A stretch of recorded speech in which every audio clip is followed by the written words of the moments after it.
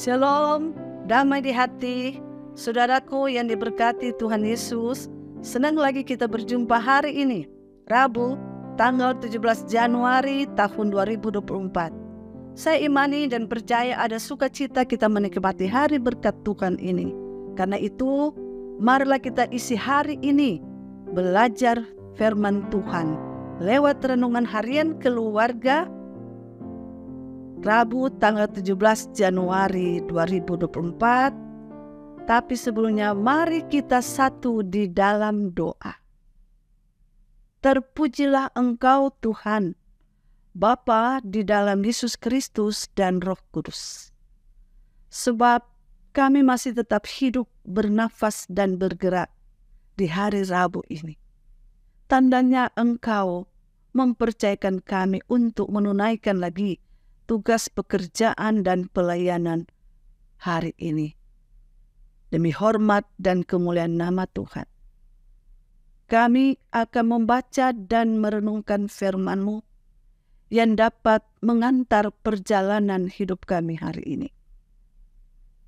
Engkau kiranya menguasai kami dalam Roh Kudus-Mu, menuntun membimbing kami, agar supaya apa yang kami baca, kami renungkan, akan kami pakai dan menjadi pedoman hidup kami hari ini, esok, dan selalu terus. Ampuni dan kasihani kami ya Bapa, bersabdalah kami telah siap. Dalam nama Yesus Kristus. Amin. Mari bersama-sama kita membuka bacaan Alkitab dalam Perjanjian Baru, Injil Matius pasal 7, ayat 19 dan ayat 20. Demikian bunyinya. Dan setiap pohon yang tidak menghasilkan buah yang baik pasti ditebang dan dibuang ke dalam api. Jadi dari buahnya lah kamu akan mengenal mereka.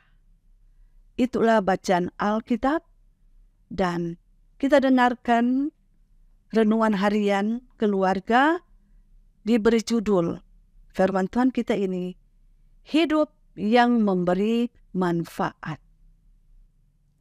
Keluarga Kristen yang dikasihi dan diberkati Tuhan Yesus Kristus.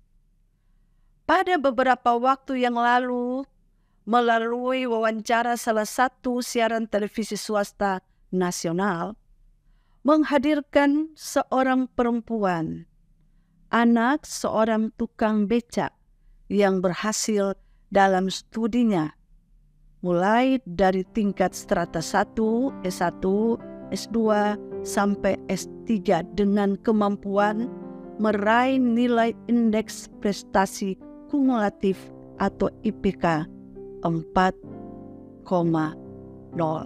Ini berarti dia dapat meraih penghargaan akademik yang tertinggi, yaitu summa cum laude.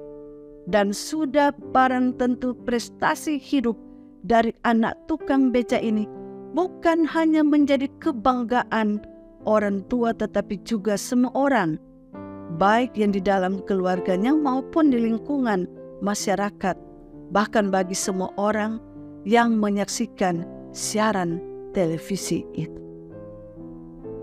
Saudara-saudara, prestasi yang diraih oleh anak tukang becak itu tentu bukan persoalan yang ringan, karena hal itu membutuhkan perjuangan yang sangat berat, yaitu belajar dan terus belajar, bahkan terus berupaya sehingga prestasi yang diraih itu tetap konstan dan tidak surut, melainkan terus meningkat dari waktu ke waktu. Ini berarti dia telah membuat hidupnya menjadi bermakna, bermanfaat, dan memberi kehidupan baik bagi dirinya, orang tuanya, maupun bagi teman-teman seperkuliahannya. Keluarga Kristen yang dikasihi dan diberkati Tuhan Yesus Kristus. Pembacaan Alkitab dan perenungan firman Tuhan hari ini, Rabu tanggal 17 Januari, juga sebenarnya menunjuk pada soal hidup yang memberi manfaat. Sebab Yesus Kristus memberi perumpamaan bahwa setiap pohon yang tidak menghasilkan buah yang baik pasti ditebang dan dibuang ke dalam api. Maksudnya ialah bahwa hidup itu harus memberi sesuatu yang bermanfaat, yang bermakna baik bagi dirinya maupun bagi orang lain. Memang ada banyak pohon yang menghasilkan buah tetapi tidak bermanfaat. Misalnya buah yang dihasilkan busuk atau matang sebelum waktunya atau tinasi. Mengenai pohon yang tidak menghasilkan buah yang baik, Yesus Kristus juga pernah memberi perumpamaan tentang pohon ara yang tidak berbuah dalam Injil Lukas pasal 13 ayat 7. Bunyinya, lalu ia berkata kepada pengurus kebun anggur itu, "Sudah 3 tahun aku datang mencari buah pada pohon ara ini, dan aku tidak menemukannya. Tebanglah pohon ini. Untuk apa ia hidup di tanah ini dengan percuma?" Keluarga Kristen yang dikasihi Tuhan, dengan demikian sangat jelas maksud dari firman Tuhan hari ini bahwa kehidupan kita sebagai orang Kristen tidak hanya terbatas pada soal percaya saja, tetapi harus memberi buah-buah yang bermanfaat, yang bermakna bagi diri sendiri maupun orang lain. Suka menolong, suka membagi, tidak menganggap diri lebih benar dari orang lain, rela melayani Tuhan atau tulus melayani Tuhan tanpa pamrih, rela berkorban harga diri kita untuk mengampuni. Pendek kata, hidup harus memberi manfaat, bermakna, agar Yesus Kristus terus dimuliakan dari dan dalam kehidupan kita. Mari bersama-sama kita ejawantakan, kita praktekkan, kita terapkan dalam hidup kita hari ini, esok, dan seterusnya. Tuhan Yesus memberkati dan menolong kita. Amin. Mari kita berdoa.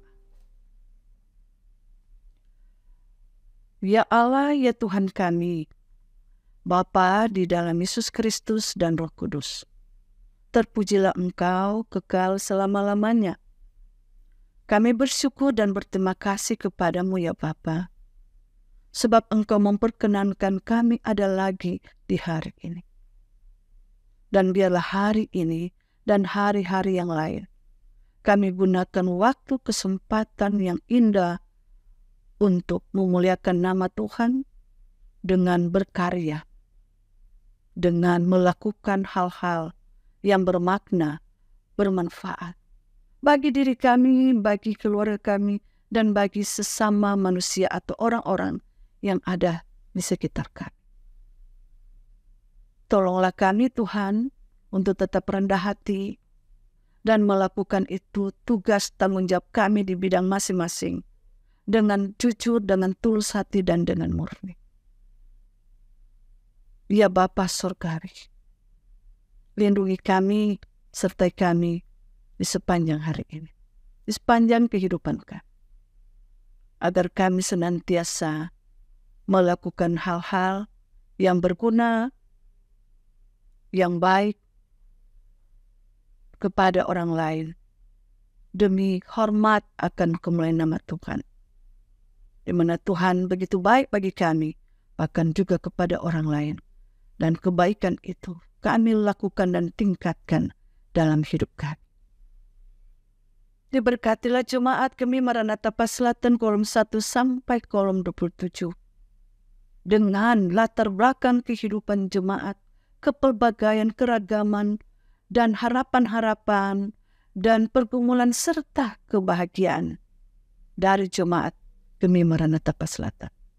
Diberkati juga perangkat pelayanan gereja Tuhan, baik Timur Media yang menyiarkan segala pelayanan Kristus Yesus lewat renungan harian keluarga.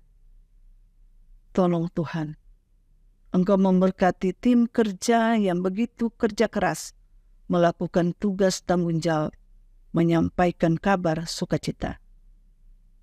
agar supaya banyak orang mendengar, mengikuti, dan menerima manfaat dari itu. Dan mereka diubahkan dalam kehidupan ini. Mereka juga disemangatkan, tidak putus asa.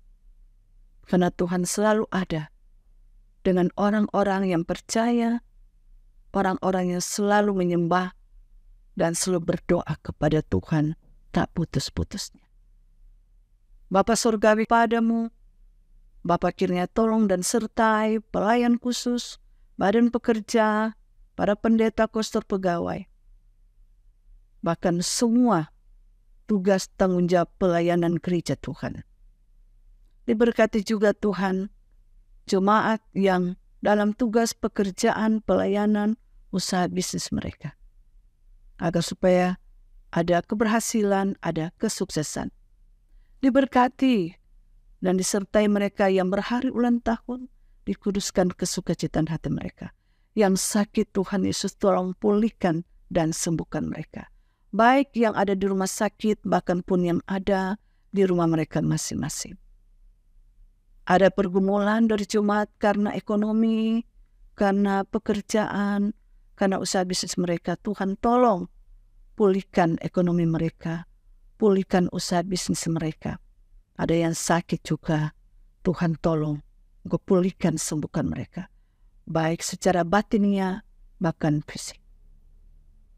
Tuhan Yesus Kristus, kami berdoa untuk badan pekerja majelis sinode, wilayah-wilayah Segemim, bahkan badan pekerja majelis jemaat Segemim, seluruh pelayan khusus, penatua, diaken, guru agama, pendeta, semua perangkat pelayanan gereja Tuhan yang sedang bergiat menjalankan tugas tanggung jawab Tuhan di tahun rahmat Tuhan 2024 ini. Lebih hebat dari tahun 2023. Kami serahkan hidup kami, pelayanan kami, tugas dan tanggung jawab kami, keluarga pribadi dan harapan kami kepadamu Tuhan. Kami yakin Tuhan akan menyertai, memberkati, dan bersama dengan kami akan menyelesaikan segala perkara hidup kami. Karena Tuhan adalah sangat maha baik. Terpujilah Engkau kekal selama-lamanya. Inilah doa dan harapan kami dalam nama Yesus Kristus. Haleluya. Amin. Demikian renungan harian keluarga hari ini. Jangan lupa ya untuk like, share, dan ikuti terus channel YouTube Jemaat Kami Maranatha Paselatan. Selamat beraktivitas. Kiranya Tuhan Yesus memberkati kita sekalian. Shalom, damai di hati.